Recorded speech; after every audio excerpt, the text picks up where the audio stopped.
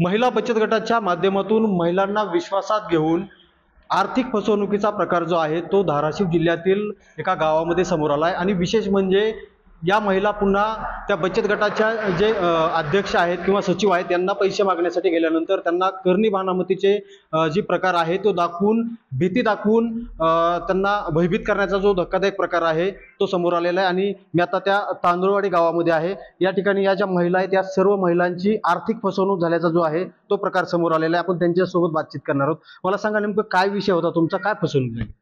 Sir कुलस्वामिनी महिला बचत गटाचे पैसे घेतले। परत काय घेतले नाव सांगा? सविता सचिन डिकले हिनं पैसे घेतले। आणि परत आम्ही मागायला गेलो, माझे पर्सनल पण फायनान्सचे पैसे घेतले तिनं। पुन्हा बिशा पण आम्ही बायाबाईंनी असं बोली बिशा ही केल्या ती पण घेतल्या। आणि परत मग पैसे मागायला गेलो तर नाही म्हणली, पळून चालली, देणारच नाही असं म्हणली। पुन्हा मग सगळ्याच गावात पसरलं, सगळ्याचे आम्हाला माहित नव्हतं इतक्या जणीचे पैसे आहेत, पण जवळपास 40 बायाचे तिच्याकडे पैसे निघाले। मग आम्ही जास्तच घाबरलात। मग तिच्याकडे घरी जायला यायला लागलात की तिनं जादू टोण्याचं ते लिंब फेक, कुठं राख टाक, धमक्या दी असं सुरू केलं। आणि तिनं आमचे पैसे घेऊन चार देवदेव केलेत। म्हणजे ती पूर्णपणे त्या अंधश्रद्धेच्या ह्याच्यात गुरफटलेली होती। किती वेळेस मी सांगितलं तिला ही सगळं खोटं असते अगर ही, पण नाही तिला वाटायचं, तिला आताही वाटतंय की माझ्याकडे एवढी शक्ती आहे का नाही की मी ह्या बायाचा म्हणजे काही करू शकते, असं तिला आत्मविश्वास आहे मधून। आणि ती बोलताना बी तसंच बोलते की मी ह्या बायकाची सगळ्याची राख रांगोळी करू शकते, असं तिला मधून आत्मविश्वास आहे। किती आता गावात वातावरण कसं, भयभीत वातावरण? इतकं भयभीत वातावरण आहे की लेकरं सुद्धा ती जर चालायला लागली का अशा गल्लीत म्हणजे जातच नाहीत लेकरं, तिच्या भेटेत एकदम भेटेत। लयच भयानक वातावरण, म्हणजे गावाचं इतकं भयानक कधीच एवढं भयानक वातावरण बघितलं नाही, इतकं भयानक वातावरण गावात झालंय। नक्की काय तुम्हाला काय अनुभव आलाय नेमकं काय? सर आमच्या घरी येणं किंवा ते आम्हाला धमकी देते, आम्हाला म्हणते तुम्ही जर आमच्याकडे पैसे मागायला जर आलात तर तुम्हाला आम्ही सोडणार नाही। तुला वाटतंय का असं की मी काय करू शकत नाही? तू जर आलीस माझ्या घरी पैसे मागायला तर तुझं आहे का नाही, आम्ही तुमचा सर्वनाश करून टाकताल, असं ते धमक्या देते पैसे मागायला गेल्यानंतर। किती नुकसान झाले? 1,60,000 रुपये दिलेले आहेत मी तिला। तुमचं काय विषय नेमकं काय? माझ्याकडे आली, पुन्हा नंतर तिनं काय केलं काय मला कळालं नाही, तोंडावर हात फिरविला आहे। मग मी तिची दिवसभर गाय राखली 3 वाजेपर्यंत। पुन्हा तिनं नेलं, पुन्हा गाय सांभाळली, आणली आणि पुन्हा कळमला नेलं तिनं मला टमटममध्ये। मग तिथं सोनाराच्यात नेलं, तिथं गळ्यातलं अंगठी हे सगळं दागिनं काढून घेतलं, सोनारापाशी ठेवलं, पैसे घेतले, तिथंच बसविलं। ती बाहेर गेली, कोणाच तरी फोन आला बहिणीचा तिच्या, आणि पुन्हा बाहेर गेल्यावर लवकर येता येईना। मग मी बसले पुन्हा मग आली, म्हणलं फोन केला मी, म्हणलं कुठं येतो, म्हणलं मी इथं बसले, थांबा म्हणले आले। मग आल्यावर मग मला ते वडापावला याच्यात नेलं तिनं, तिथं बसविलं, पुन्हा गेली 1-2 तास आलीच नाही। पुन्हा मग पोलिसात गेलं तर तुम्ही काय म्हणले? पोलीस काहीच नाही, सकाळी गेलं की संध्याकाळी या, संध्याकाळी गेलं की सकाळी या म्हणायचे। मी म्हणलं माझ्या पायावर पाणी ओतले त्यांना, तर म्हणले मग कुठं एवढ्या ह्याला असते का म्हणले, काही बी सांगायचं असं बोलले। आणि पुन्हा पोलीस स्टेशनमध्ये गेलो तर आम्ही, तर पोलिसांनी तिथं बाहेर बसा म्हणले आम्हाला। 2-3 दिवस गेलोत लगातार, बाहेर बसा म्हणले। बाहेर बसल्यावर पुन्हा दुसऱ्या दिवशी आम्ही विचारलं, सर आम्हाला काहीतरी निर्णय द्या, काहीतरी सांगा।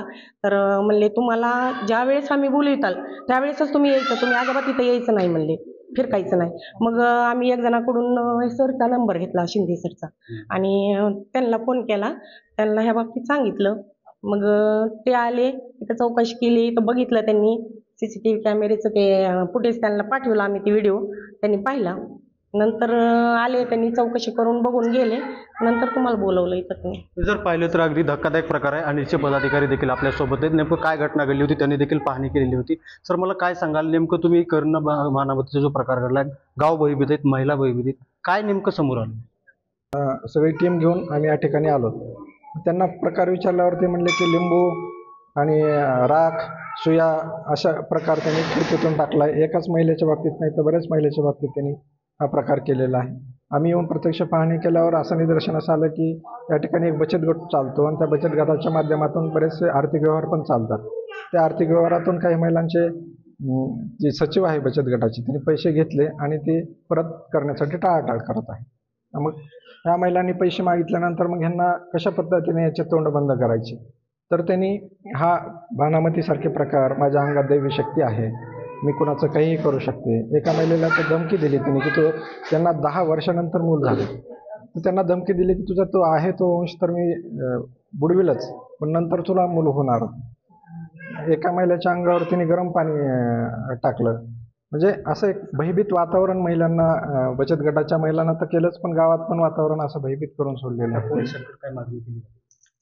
पोलिसांना मी फोन केला. तुम्ही म्हणलं तक्रार तुम्हाला दिलेली आहे, रीतसर त्यांनी अर्ज केलेला आहे, तर तुम्ही तिथं जाऊन पाहणी करणं गरजेचं आहे. आणि जादूटोणाविरोधी कायद्याच्या अंतर्गत जर महिला एखादी म्हणत असेल की माझ्या अंगात एक दैवी शक्ती आहे, मी काही करू शकतो, तर त्याच्यामध्ये कायद्यात तरतूद आहे. तुम्ही त्याबद्दल तुम्ही त्याचे रीतसर त्याच्यावर गुन्हा नोंद घेऊ शकता. तुम्ही त्या ठिकाणी जाऊन त्यांची चौकशी करा, पाहणी करा आणि त्या महिलेच्या वर गुन्हा नोंद करा, म्हणजे जेणेकरून बाकी महिलांच्या बाबतीत पण असे प्रकार होणार नाही आणि गावात वातावरण चांगलं राहील. जर आपण पाहिलं तर अगदी धक्कादायक प्रकार आहे आणि जर आपण पाहिलं तर आर्थिक फसवणूक तर या महिलांची झालेलीच आहे. मात्र एकीकडं जादू टोणाविरोधी कायदा अस्तित्वात आहे. मात्र या गावामध्ये ज्या महिला आहेत त्या आता पूर्णपणे भयभीत झालेल्या आहेत. त्यामुळे कुठेतरी पोलिसांनी याकडे लक्ष देण्याची मागणी जी आहे ती अनिसच्या वतीने देखील करण्यात आली. बालाजी सुरवसे, साम TV, तांदुळवाडी, धाराशिव. देश विदेशातील प्रत्येक घडामोडींचे लाईव्ह अपडेट मिळवण्यासाठी आता साम टीव्हीच्या सर्व सोशल मीडिया प्लॅटफॉर्मला लाईक, फॉलो आणि सबस्क्राईब करा. तसंच सर्व नोटिफिकेशनसाठी बेल आयकॉन प्रेस करायला विसरू नका.